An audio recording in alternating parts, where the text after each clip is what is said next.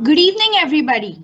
I'm Ms. Shvatamri Borare, moderator for this evening. Welcome you all on behalf of Shan and Kakachi Engineering College, Mumbai, India.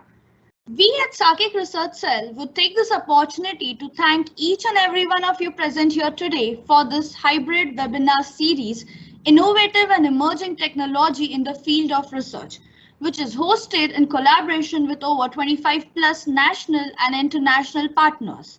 Here, I would like to make a special mention of our international collaborator, University of North America, to make this webinar happen. With great pleasure, I would like to introduce to you all our speaker for the evening, Mr. John Link. He is going to talk on the Agile Cybersecurity Action Plan. Mr. Link is a consultant in organizational dynamics, strategy and strategic communications, Washington, D.C. metro area. Mr. Link teaches information security policy and ethics at the University of North America.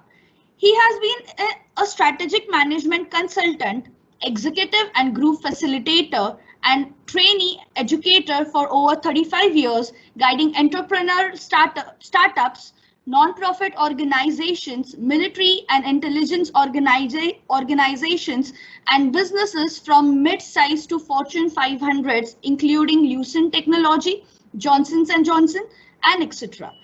Here, he was the leadership team of Office of Secretary of Defense CIO C4ISR Horizontal Fusion Portfolio Initiative. He provided strategic guidance to the Army Chief of Staff for Installation Management IMCOM CIO. He has worked on cybersecurity for several IT firms as well as presenting for several years at the ICF. Mr. Link has MS from George Mason University in Conflict Management and BA from University of Virginia. Before handing over to our speaker, I would like to make an announcement to all my attendees that if you have any queries or questions that you would like to ask our speaker throughout the session, you can ask it via in the Q&A chat box. Most frequently asked questions will be answered at the end. So now I would like to hand over to you, Mr. Link. Doing a quick sound check here. Can everybody hear me? Yes, sir, we can hear you. Okay, great. All right. Well, let me go ahead and bring up my share my screen. The heck is that? Share my screen here. All right, so here we go. Can everybody see my PowerPoint? Is that everybody can see where we are? Can everybody see the PowerPoint? Yes, we can see it. Okay, good. Outstanding. Okay. So I'm really excited to be here today. I cannot tell you how excited I was for. I was just amazed by your movie, and this is so I'm really pleased to be here. So thank you for your invitation. You're very I feel honored to be here. So I'm going to be talking about the Agile Cybersecurity Action Plan, and you will say, "Wow, that sounds very interesting. What the hell is that?" And I will explain it to you, and hopefully in a way that will make you excited. So here's our agenda. So we're going to start off with a problem definition. We're talking about the problem that cyber adversaries versus the defenders. And that is, as you know, is a very uneven field. And then we're going to just kind of gradually go from a very overview. We'll get down a little bit into the weeds. We're going to talk about the process. And we're going to talk about the transformation of cybersecurity culture. And I'll obviously get into more explanation about that. And then we'll be talking about the advantages and then how I like to see ACAP show up in the world. So, I mean, this is my bias, of course, this is how most cybersecurity organizations see themselves. They see themselves as high-tech cyber technology warriors, zapping their, the intruders and, making things happen. Of course, they've got some very cool technology. The problem from my perspective is that they are in a system which is not necessarily as high-tech as they are. And so what we really have is, and this is my Rube Goldberg cartoon here, of a mousetrap which, takes the mouse out and sends it to the moon. But what they're living in organizations that don't really support them, and the problem is they have bureaucracy. You have a very slow acquisition cycle. You have a hierarchical management structure, and you have rigid communication. And what you will see is that what transformation of the cybersecurity culture is about is really trying to solve those basic problems. And if you can do that, then happiness and joy occurs. So, I mean, I think this is fairly obvious to everybody, but it can't be stated enough. Cyber adversaries have an inherent advantages. One, they have to bat 1 in 1,000. We got to bat 1,000. They need less resources, and they have a great return on investment. It's all against one. You're one organization, and you can have 100 different adversaries, and they can be very creative and adaptive. And they share information and technology on the dark web. I mean, that's just amazing. I just saw a presentation about what one of those little markets look like, and they're really quite amazing examples of entrepreneurship. And so you have all these different types of actors. You got criminal, you have ideological, you have governments, and kind of a lot of folks with a lot of immoral focus. So they don't play by the same rules. On our side, and this is and again, this is coming from the American experience. We have national standards that are known to our adversaries, and we have these compliance that have to be done. So if you are a government agency, you have to report annually on your FISMA compliance and so forth. Well, they know, by the way, what those standards are, and that helps them understand, your defenses better. So we have rigid bureaucratic hierarchies, and making decision and acquisition very, very hard to do. In some cases, nearly impossible. And this is really more true on the government side than this on the corporate side. But you have to kind of get very buttoned up folks who can get cleared. I mean, there is a kind of a bias in the direction of people who have not made life choices that might seem different, and so that's sort of kind of undermines the creativity. I mean, there are a lot of creative people on the cybersecurity side, but they are more the minority than they are the majority. And then the ultimate problem, of course, is users are people, and people are idiots. There's just no doubt about it. And phishing works. No matter how good your defense mechanisms are on your system, it will be undermined by your users, and that's a fact. It's an awful reality. So, who created ACAP? Well, actually, I did with my wife. Now, my wife and I been business partners for we've been married 27 years, and we've been business partners that whole time. She was a visiting scientist at Carnegie Mellon Software Engineering Institute, SEI, and everybody knows the CMMI. Well, that's where it came from, and I'm always amazed at how many Indian companies are CMI level 5. It just blows my mind. But she focused on risk management, and the people CMM was her specialty over there.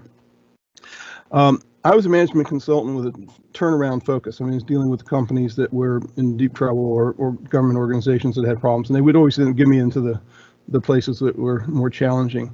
And as I said, my master's is in conflict management. Now, we both had a degree and background in strategic planning and organizational development, which means we really are thinking about how do you deal with strategy, how do you deal with people. So our take on it is, our practice kind of revolved into, we try to help high-tech organizations deal with the strategic issues and the people issues, and help the technical people work with the business people. It's kind of in our area. So back in 2001, we were involved in the organization of a colloquium on agile methods. I mean, and the way I can describe it is, if SCI was the Death Star, we were like the Ewoks that had sort of gotten on board. We were like this was some really terrifying ideas. They didn't like the idea of Agile at all because it was very much a waterfall world in those days. And then for a number, both of us worked on this program for horizontal fusion for the Office of the Secretary of Defense, and that was a big example of implementing across agencies and working in these very large capabilities. And then I spent a number of years with the Army working with the Installation Management CIO's office, and we did a lot with the cybersecurity issues there. So out of all these different threads actually came our first paper in 2014, where we kind of came up with this idea, well, how do we deal with some of these problems that we're seeing in the organization? So, okay, so what is ACAP intended to do? So, so the key thing is to provide real near-time awareness of changes in the threat landscape.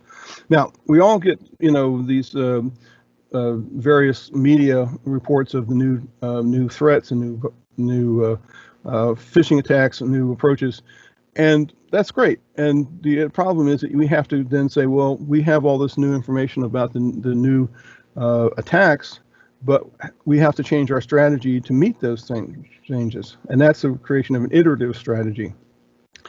We want to adopt new technology, processes, and policies to meet those changes. That's the important part. And then this really kind of the secondary thing is you're trying to create a culture of information sharing, telling truth to power. I mean, sometimes I'm sure you all have had the experience that somebody doesn't want to hear the truth. They, particularly people in leadership who think they have the answer, oftentimes do not want to have a difference of opinion with you. And so what's needed oftentimes is a creative and adaptive response. And so part of what we're trying to do is speed that up and make that happen. So we want to also increase the speed and reliability of implementation. And so all right, so let's try and so what is an ACAP? Okay, so it stands for Agile Cybersecurity Action Plan. So really all those elements are in there. So first of all, it's a facilitated multi-step process of creation of an ACAP team. We'll go a little bit more into that. You can iterate it in 1 to 6 month cycle. So you literally, the worst case scenario is you should do it in 6 months, but it needs to be driven by the threat tempo. If you're in an environment where the changing attack vectors are on a monthly basis, maybe you need to have a monthly update. You have to spend a lot of time on the initial one, building your baseline, but after that, you really are just tweaking it on a iterative basis. The critical input is the cybersecurity threat and risk profile, and we'll talk in more detail about how that's created. But you're basing it on what is the risk, and then you assess and iteratively update this technology, processes, staffing, and policy. And those are all, and they all have their own sort of lane that you need to focus on with them. And then you do active outreach to users and stakeholders in the community.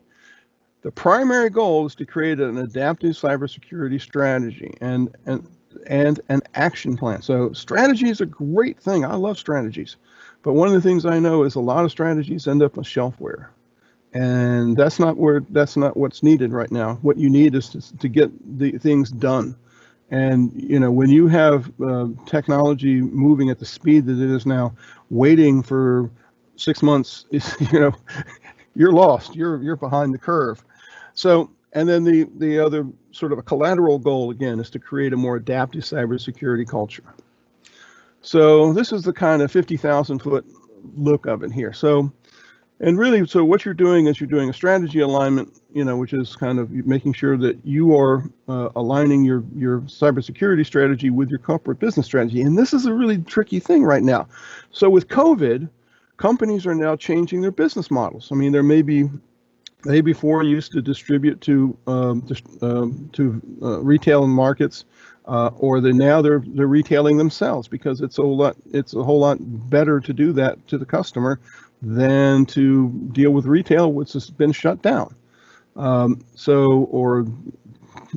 So then that's an example of where you need to look at the strategic alignment. So that may mean that you now have PII, personal information, identification information that you're going to need to protect that you didn't have before. So that changes your strategy. And it changes where the importance of what you're going to be protecting. You assess and develop your threat and risk profile, and then you assess the technology, the processes, the staffing, and the policy. You identify the gaps. So what do we need? And it may be the gap may be very, very small, and then you fix it. If it's very large, you may have a big project on your hands. But the point being is that whatever you do, you got to implement it. And that's the key thing, is getting it into an implementation plan. That's action planning. Action planning is the magic word. Okay, we all like action. So who's on the ACAP team? Now, in the best of all worlds, you want to have your CIO on your team. Now, it doesn't have to be there all the time, but they need to be in and out of the team because they are your sponsorship to the senior leadership, and the CISO obviously. And then you're obviously your security architects, your analyst. If you got any consultants, you're going to bring them on board. Your testers, both internal and external. So I'm a great believer in penetration testing. Administrators should be, or at least not all your administrators, because you have to be operating. I like having a sample of users. People who tell you, hey, you can't. If you make that change, it'll impact our operations and stuff like that. But the most important person on this team is the expert facilitator. And this is why. The risk. Okay. So you all have been in groups and teams before where that have been tried. And, you bring somebody from senior leadership into it. And all of a sudden it's like everybody just goes, oh, I'm not going to say anything. Right. Because what happens is people are deferential to power. Okay. The other thing that can happen is that the group gets sort of groupthink. That is that they instead of hearing, they get an idea that they all share, and then they don't want to hear dissenting ideas, and that can be just as damaging. And so the problem is, and this is what a facilitator can do, is without an expert facilitator, it's a very complicated process. So you need somebody really riding herd on that. And then you have to manage the power differentials, and without which you need to challenge assumptions. And that is the key to coming up with, we've always done it this way, but maybe that's not the best way of doing it. You want to have information sharing. It's like, well, we had this little problem. That little problem may be the thing that helps you understand your real vulnerability. And creativity. People say, well, this is kind of a wild out of the box thinking here. What do you think? And people go, wow, that's crazy. But without somebody saying, what, let's listen to it, that idea gets lost. And so one of the things that can really happen, and this requires, again, some expert facilitator, and you need to have somebody who has the ability to, when the senior leader wants to shut down the conversation, say, oh, no, we're going to continue it. So that's a pretty mature facilitator. Okay.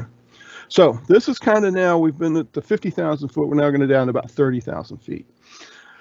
Okay. So the first thing you're doing is you're aligning with the organization's strategy and priorities, which we know can be changing because business models are changing. You assess the current threats and risk. And that's a lot of it is looking at who's been attacking you, who's likely to attack you, what are the different models of attack that you're going to be running into, what are the risks that we know of, what are the, and one of the things that's a big new risk is everybody's teleworking now. Well, that now changes your entire threat footprint. Your digital surface area is now huge compared to what it had been before. So those are the kinds of things that you have to assess. But one of the things that creates is your baseline cybersecurity threat and risk profile. Now, you can see I've been working in the government too long. I have to turn it into an acronym. So it's BCTARP. That's the baseline cybersecurity threat and risk profile. All right. So, and then you assess that BCTARP, the risk profile, against the cybersecurity infrastructure. You're looking at your technology. Do we have the right technology to deal with that? Are our monitoring processes? Are our response plans up to date? wow, that's something that should be checked, because who knows, if you were, if you hadn't been prepared for, ransomware, you might not have a response plan for that. And then there's cultural obstacles. So there are ways that our organization and the culture in both the macro culture and in the cybersecurity part of the organization, there are obstacles in people's thinking about it. Do we have staff capacity? That's the big deal. A lot of cases, that's a real obstacle for making change. And do we have the right cybersecurity policies? Do we have things that will, one, make us make smart decisions, but more importantly, will they prevent users from doing dumb things? And then you want to anticipate what can go wrong. Now we've got these understanding of the threats and the risks that are out there. What can go wrong? We now are going to try and then we take those threats and risks, and then we fix and remediate them before they go wrong through the action plan. Action plan is the magic word there, and that's really a separate entity. And then one of the things that's really cool about this now is once you have an action plan, you've got a bunch of people who've gone to the problem of helping to develop the action plan, and that team, the ACAP team, can actually be team leads. They can actually, in many cases, make the changes. They can write the policies. They can do those things, and they can put it into place very quickly because they understand the problem, because they have wrestled through this process to get to it. So, and then it iterates, the process again. So whatever time cycle you have, 1 month, 2 months, 3 months, you go back and check and see, did our threat and risk profile change, and how much do we need to change? And so there you go. So now this is a more detailed, now we're down here at the 5,000 foot level. As you can see, there's a lot of different steps in it, and so we're going to break that down a little bit more detail here. So again, we're going to review the strategy. We're going to be developing cybersecurity priorities and performance parameters.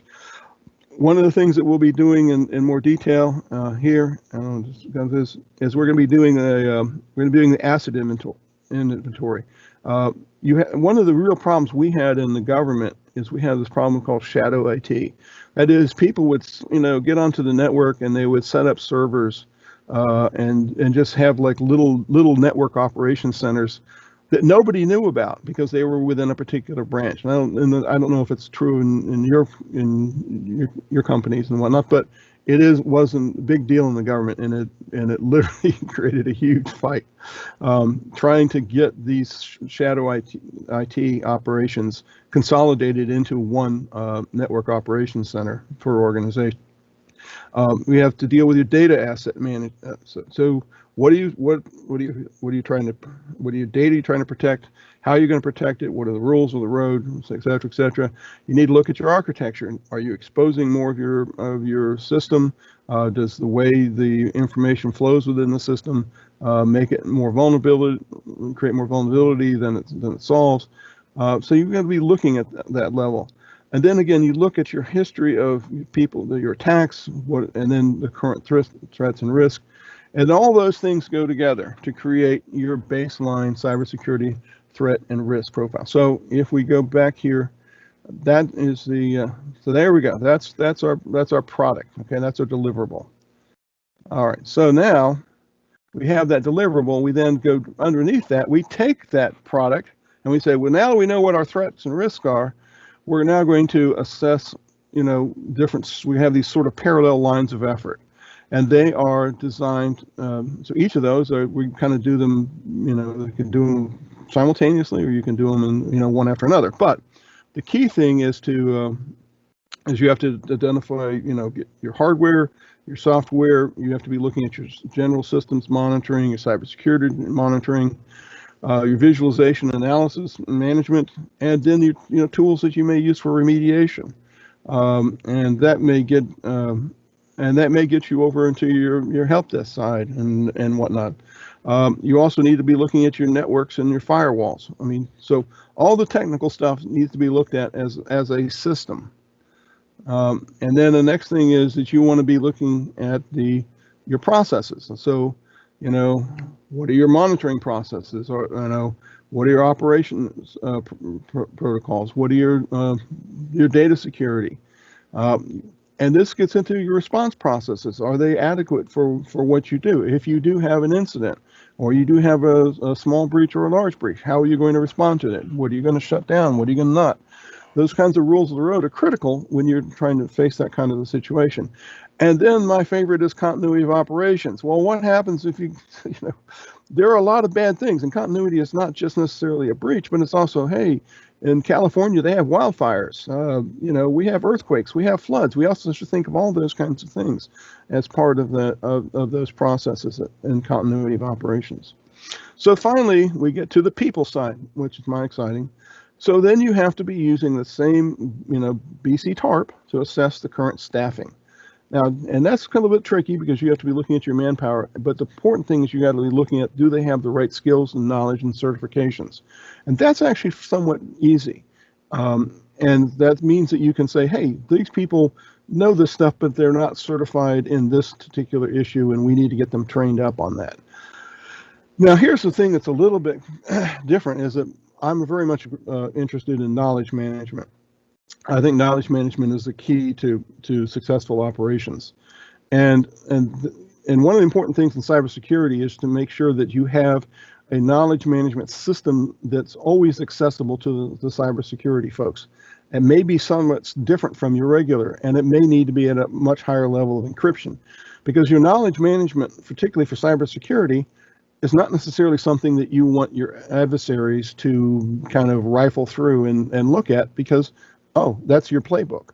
And these are your vulnerabilities, and these are things. So that knowledge management system really needs to be separate, in my opinion, and it needs to be, as I say, readily available under all circumstances to your team, because you're going to be needing. That's when things get crazy in an incident. That's when you may need to have access to that. And so you finalize a staffing strategy to meet the new threats and risks.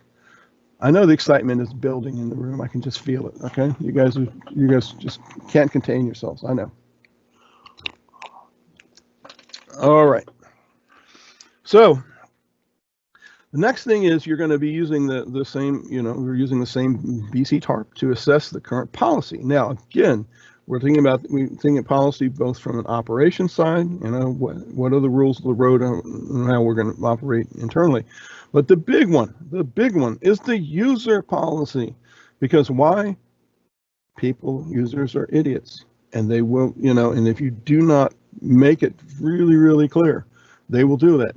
And then you have the problem of policy awareness and adherence. So that gets into training and socialization and making sure that, people actually follow the policy. It's great to have great policies, but if they don't use them, it's not going to do you any good. And that's a real issue. And that may need to be, you may need to bring in some experts from your human resources, or you may need to bring some people from strategic communication to make sure that you help get people on board with that, because that's where your real vulnerability is. Probably less so than the networks.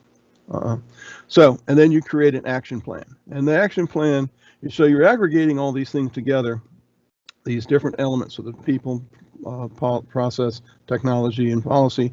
And you say, well, what do we need to do for funding? Well, probably not so much for the policy, but if your technology is probably going to have some dollars associated, and people probably will have some real dollars associated. So you need to create a funding plan. The other thing is you need to create an action plan, which may involve, sending some people out to recruit. You may have some people to rewrite your policies. You may have to send some people out to identify the appropriate technology. So there are things to get done, and that becomes part of your action plan. And again, as I said, the real value of it is that you now have people to do it. And a lot of times, if I've seen plans go, great plans, and then there's nobody to implement it, and there you go, you got nothing. All right, so the success criteria that make this happen are: one, the expertly facilitated process, and it's an agile process. I mean, there's a lot of good processes that we can draw on from the agile world, and to really make it more effective.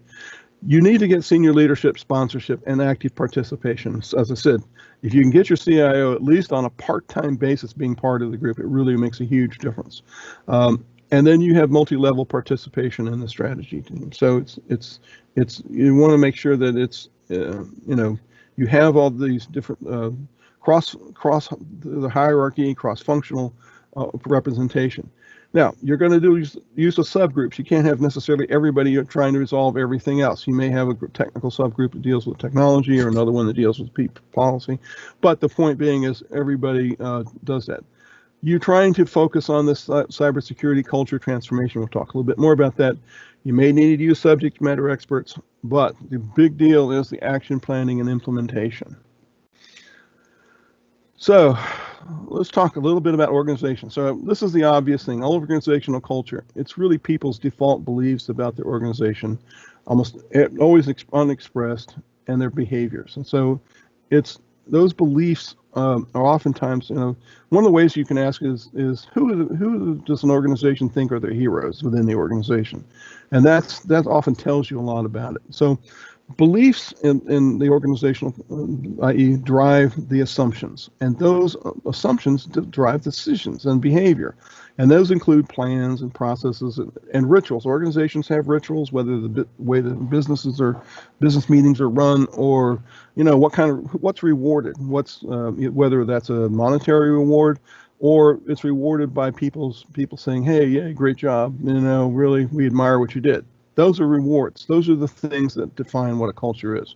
So these things are critical from changing to what I call a compliance culture to an adaptive culture. Okay, so that's pretty exciting stuff here. So we're going to talk about what the hell is that? All right, so compliance culture. This is probably going to sound familiar.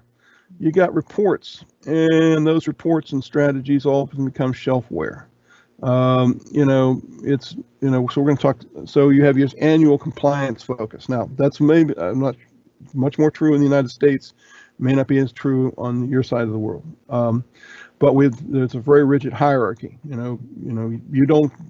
Every time you want to present ideas up, you need a PowerPoint presentation. You got to do these sorts of things to sell the senior leadership on it. It's very requirements driven. There's a budget cycle, and we don't have money for that. Is the excuse why we don't do it. It's a very framework driven. I'm not against frameworks. Frameworks are cool, but if they are all the reason you're doing something, and not to solve the problem that's necessary, it may not be. Very much focus on standard operating procedures. I'm great with standard operating procedures, but if they're not doing the job, then they're not your friend, and it's a reactive culture. So in contrast, the adaptive culture is about action. Now there's some documentation. I mean, just like in Agile, there's documentation, but there's not the same level of documentation that there is in a waterfall approach. It is iterative, quick cycles. So you're not doing something on an annual basis. You're thinking about it in shorter and shorter cycles based on the changing threat tempo. Instead of rigid hierarchy, you are now a collaborative team. Now it's cross-hierarchical, it's cross-functional, and that is huge, because once you get people to collaborate and share information and say these things, you've got some magic on your hands. And I've seen that really be transformative. Again, it's not requirements driven. This is agile. Requirements are changing based on the needs. So here's the funny thing: from an agile perspective, our cyber adversaries are in fact our customers. They're driving our changing requirements, and it's need driven, okay, instead of the budget cycle. So you have to have, part of it's changing the senior leadership to say, well, when you say you need this money, yeah, we need this money because it'll save you, $20 million down the line when your the databases get all hacked and you now are being sued by all our customers. Yes, we need the money now. It's threat and risk driven, and it's not to say you don't have frameworks.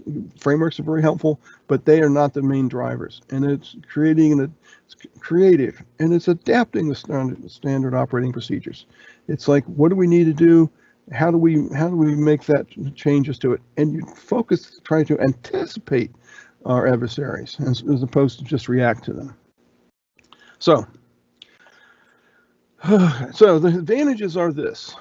All right, you have an enhanced rapid decision making, both hopefully in the speed and in the quality, because you're taking out all the PowerPoint presentations that you have to do and the different levels of thinking. You now have agile speed and transformation. Again, you got this kind of model of try, test, and revise. your focus on rapid implementation, your support the cyber. So if you think about portfolio management as how do we make sure we have the right technology, we're taking cyber portfolio management from a sort of abstract thing to a very agile approach to cyber portfolio management, technology portfolio management. So greater coordination between technology policy and budget, and that's very cool. Levels the playing field of ideas, integrates ideas, and increases the likelihood that undiscovered breaches will be discovered and remediated. Part of it is that you're looking at the system more and more. You're asking more and more questions. You're not basing the assumptions that we're having. Let's actually go look at the horse's mouth and count the number of teeth in it. And it creates a system and organizational learning. So you want the whole organization to get smarter. You want the system to gain from their own experiences and to build a body of knowledge that they now become smarter about their adversaries and smarter about what works. And it builds organizational resilience. I can tell you positively that a team that has built the cohesion like that can weather an event way better than a team that's very hierarchical, where people are looking so where can I shift the blame on this, to where people think we're in this together. So ACAP, what do we see as the next steps here? And again, this is really kind of to me, what this is I'm excited about here is we're looking for governments and nonprofits and corporations to pilot ACAP. And here's the good news. ACAP is available. There's no franchise fee. There's nothing you don't have to pay anybody to do it. It's we want it to be out there for everybody. And what we're most important is we're looking for academic partners to collaborate in researching ACAP pilots, because we want to know what worked and what didn't, and why it didn't work. We want to build ACAP capacity. We want to have people who've been involved with it and can evangelize it and can help do that. And we wanted the pilot and academic communities to continue further improvements in the ACAP process. Now, looking ahead, and this is probably this is more of the government side in America. We really wanted ACAP to be considered a refunding request based on it as providing due diligence and validation. Now, if you don't know anything about the American acquisition process in government, it is a year-long, tedious, terribly difficult process to do, and they have the reason they have these things in there because they don't want people stealing everybody's money. That's a good thing. Bad thing is it makes it very hard for people to get the technology that they need. And so we really would consider this as a step towards helping to expedite that process, so we have better due diligence. So I know that at least two of you may have questions, and I am ready to respond to this. So, Yes, questions? sir. Yeah, but before moving forward for the Q&A, I would like to invite Mr. Kiret Udeshi, sir. He is the Director, Regional Development South Asia in the University of North America, and he will be also pleased to answer a few of our questions. Okay. So, sir, the first question is, how do I prepare for cybersecurity interview?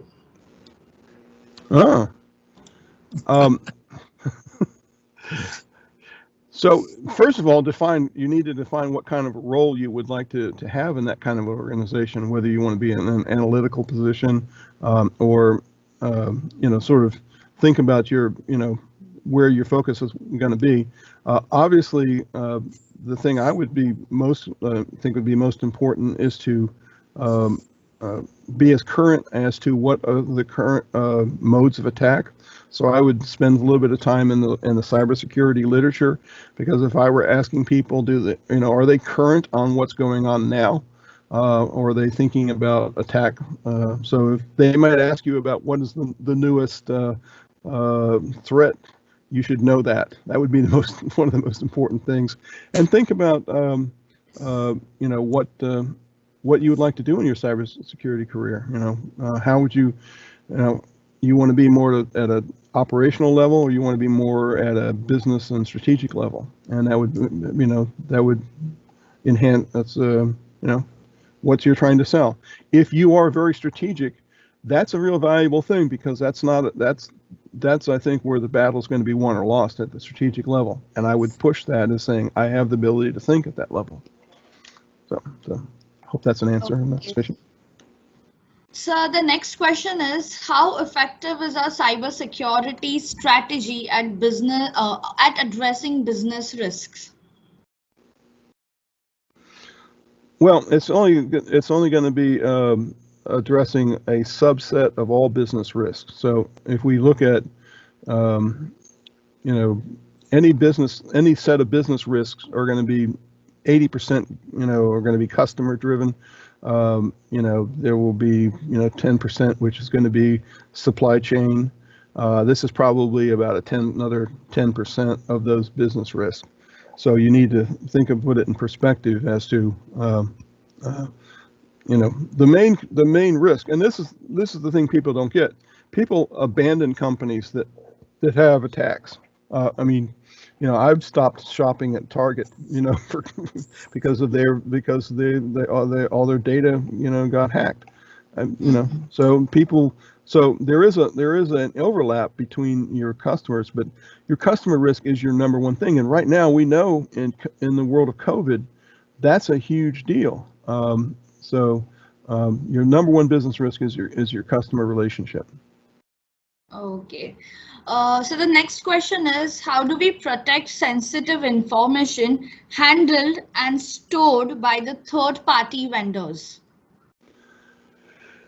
That is a good question. And typically, one of the things that a lot of people don't realize is that when you make policy, you can engage your vendors in signing on to those policies. You're going to be if you're going to be a vendor and provide, you'll be hooked up into your network, you can say these are the rules of the road and this is what we expect. In best case scenario and best policy, if you have cyber penetration, you probably want to do cyber penetration testing of your vendors and make sure that they're adhering to your policies. That they, are doing those things, and you want to do a periodic review and make sure that they're adhering to it. But you can, if you're the prime and they're the sub, you have the right to spell out that relationship and define the terms of it. And I would do that. Okay. Kiritsa, would you like to add anything? Absolutely, yes. We at University of North America have a great cybersecurity program. And one of the things sometimes the students ask, like, if I graduate from cybersecurity, can I find a job as a non-citizen, non-green card holder? And answer to that is like, yes, there are many private companies, there are many private agencies that they are looking for that skill set. I'm assuming the same thing is true in India, who wants to study cybersecurity and remain in India. For them also, there are plenty of opportunities, even in the private industry. As John mentioned, that the target was hacked earlier, and that's why he's not preferring to shop over there. Same thing is happening in worldwide everywhere.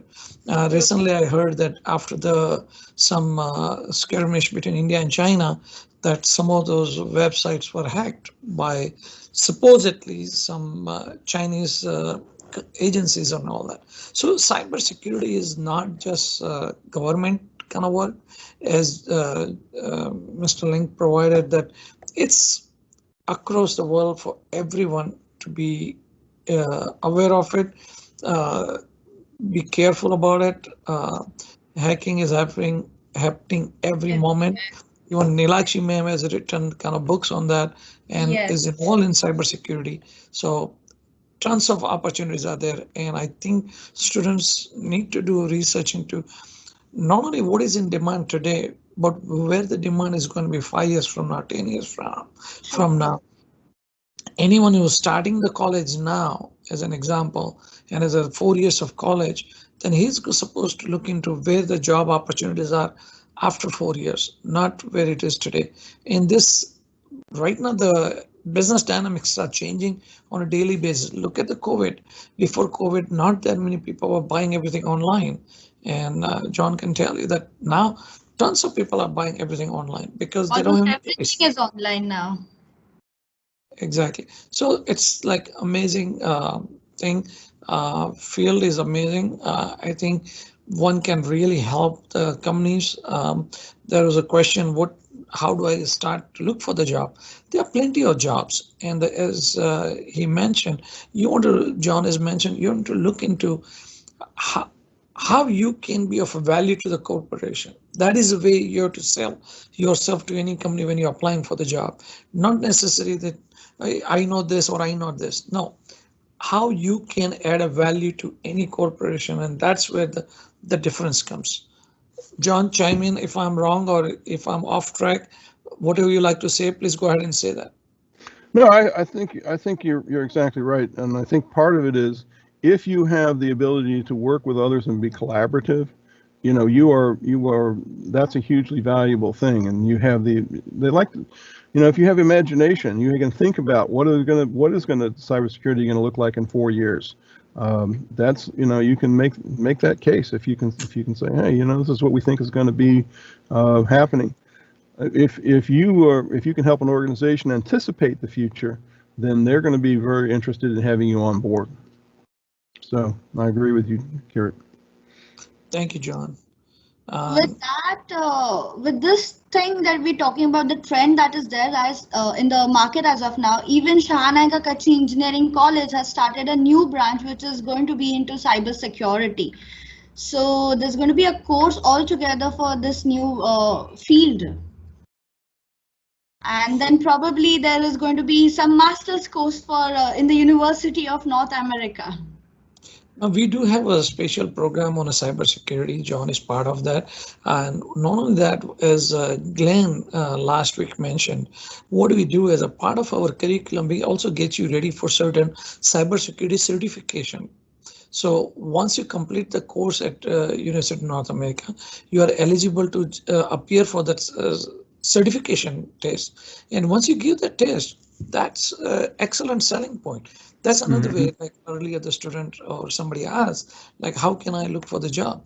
Along with your education, try to give some certification tests. With those tests, companies know that the level of education or level of knowledge you have is valuable to them. And once they realize that value, all the companies are looking for job. And John, tell me, correct me, like I heard that there are hundreds of thousands of jobs right now in cybersecurity in the United States open. So if that's the case, then I'm assuming it's the same thing is appearing worldwide everywhere. It's not just United States, because corporations are in every country, government institutions are in every country. So this hacking is going on everywhere. So cybersecurity is a very, very vital need for anyone in any corporation as well as any government agency. Yeah, you're right. The demand. I've heard those numbers, in several hundred thousand to a million. So the demand is high, and it's only going to grow because as we're moving more and more online, we're going to be moving more into robotics. We're going to be moving more into automated, autonomous machinery. The demand for cybersecurity is going to be the vulnerability in the entire technological movement, and so there's just no way you can not replace it. It's not there's going to be some jobs that are going to be machine automated, but a lot of it's going to require judgment and strategy and thinking at levels that machines can't do. And so there is some and you have to be the sort of the dolt in the room, making sure the machine doesn't make a bad judgment. So, no, there's no doubt about it. This is a great time to be getting in it. I would also agree that getting yourself some certification is critical. A lot of companies are becoming very wary of what they call people put on their resumes that we've done this, we've done that, and whatnot, and then they discover when they get them on the job they don't know anything. So certifications and accreditations in for college and whatnot are really, really helpful, because that gives people more confidence that you really do. Your resume is not inflated. And I've just seen that as a real problem in the world right now. And one more thing I'll add, like we realize that people are inflating the resumes and people are sometimes saying more than what they know. So that's the reason we came up with this plan where you, along with your study, you also get ready for the certification test, and we encourage the students to give those certification tests and get certified. Now, along with the cybersecurity, we are about to launch with networking, security, regular security, all those areas, the same kind of programs where you can study and also are eligible to get the certification test. That is what makes our students stand out from the crowd, and that is important. Like everybody can go and study at the college, but what level of education you have received, how much you are knowledgeable. In a class, there are 30 students. They're all listening to the same lecture. They're giving the same test. While somebody gets a higher score and some gets low score, because not everybody is same. So by giving the certification test, in a way, company can assess you where you are in your knowledge, and then it's easier for you to get the job from that perspective. So John, your presentation was great, amazing. I think it was in a way, it was eye opener for people who are not into cybersecurity, and as well as people who are there, they can learn more about it. So you gave a great information. We at University of North America are always available. We are very proud to be associated with Shine Anchor, and we have the MOU with your college. We are looking forward to having more long-term relationship and have some joint programs and all that. So just cannot say less. Nilakshi ma'am has done a great job in kind of building the relationship between us and Anchor College. So looking forward for more and more cooperation with you guys. So with this note, I would like to thank Mr. Link for giving such a wonderful information about cybersecurity, and I would like to give him this token of appreciation from Shahan and Kakachi Engineering College. So please accept it on behalf of us. Thank you very much. I'm really honored by this. Thank you very much, and thank you for the opportunity to talk to the conference. This was really exciting for me, and I hope that people at least will be thinking differently a little bit and have some value from it. I put up some information about contacting me if anybody has questions further, and I hope stay in touch with everybody. So. Sure, sir. Thank you so much, sir. Thank you so much, Kirit, sir. Anytime. Thank you very much, Vetambriji. It's wonderful. I just was very pleased to help you guys organize this webinar. It's very nice, and I'm great that we could participate, and looking forward, we may even do more further down the road. So looking forward for that. We'll be definitely coming up with few more webinars, sir. We'll be always glad to have you us with us.